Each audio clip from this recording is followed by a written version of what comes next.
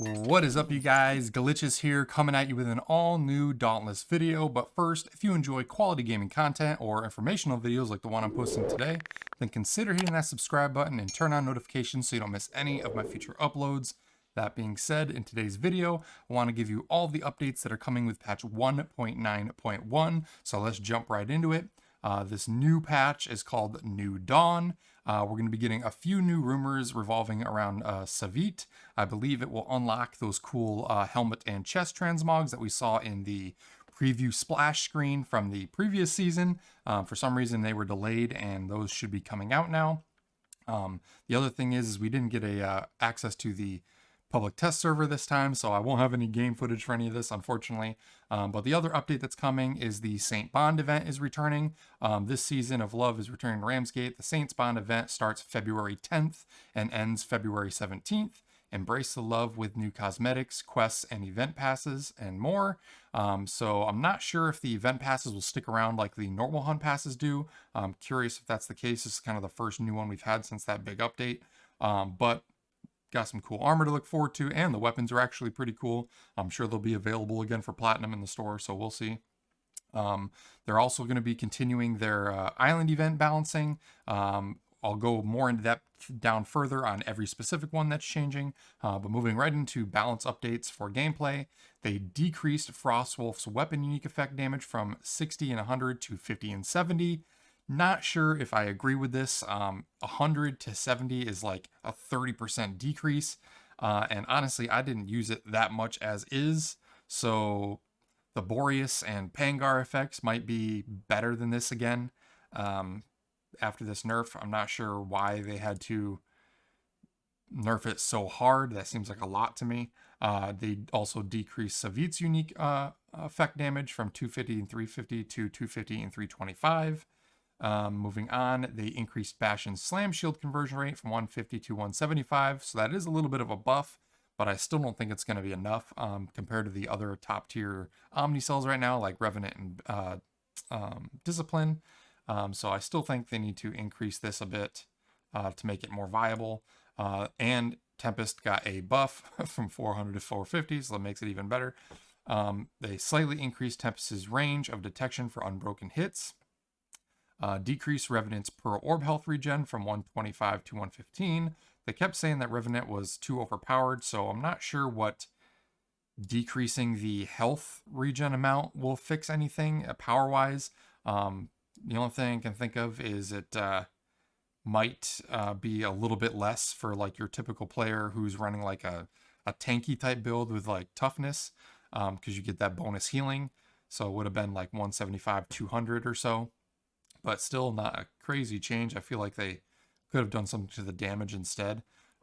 They decreased Discipline's passive critical chance and damage bonus from 10% to 8%. Increased Discipline's cooldown time from 15 to 17, so that's kind of annoying. Decreased the amount of weapon XP required on the Reforged Slayer Path node from 28,000 to 27,500, so 500 experience decrease there. Moving on to the new island event updates. These are the ones that they didn't fix in the last patch. The Embermania Island event, they removed danger zones in Stage 1 and increased the number of Embermains on 1 and 2. Stage 2 is now a Lesser Embermain and a Bloodfire Embermain instead of 2 Lesser Embermains and Stictions, and they removed the Stictions completely from round 3. Moving on to the Blast Zone Island event, they removed the smallest from Stage 1. Danger Zone modifiers are no longer tied to the Behemoth in Stage 1. They removed smallest from Stage 2 and removed danger zones and shock attacks from behemoths in Stage 2 as well. And the danger zone is now a general modifier in Stage 2. Moving on to Swarmageddon. I believe this is on Conundrum Rocks, or actually it might have been Paradox Breaks.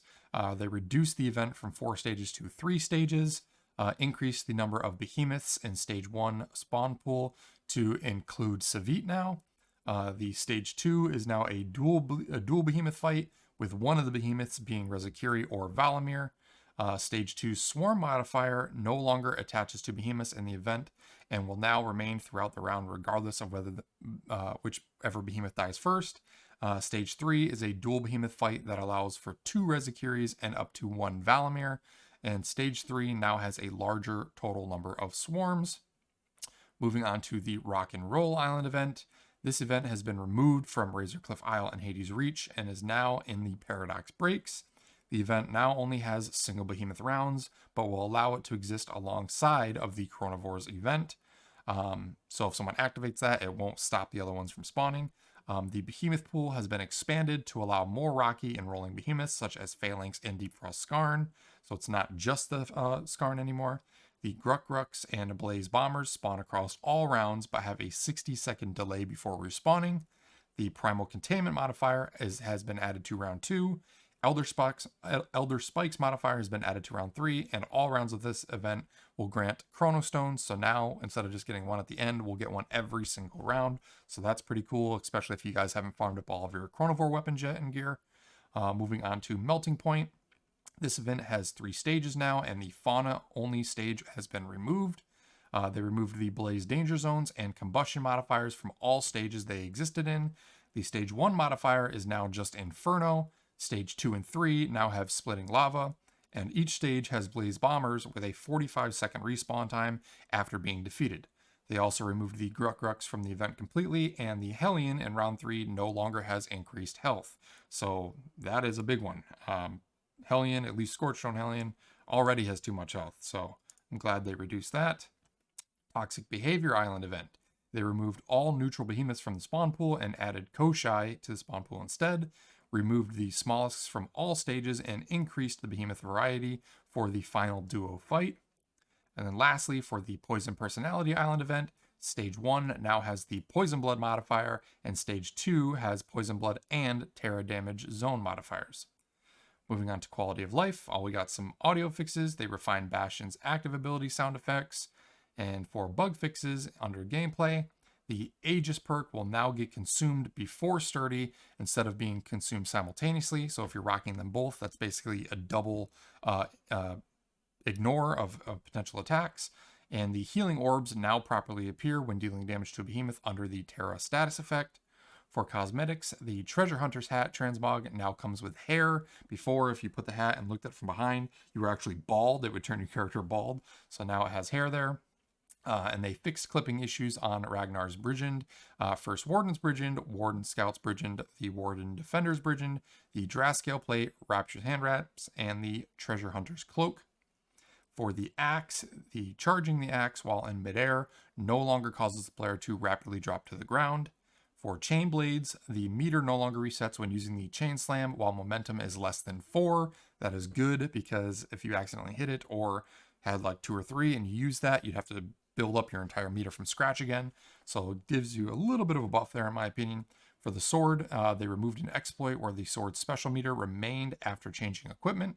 And in the hunting grounds, the Hunger's Feast special now ends when there are no more active threats in the player's current surrounding.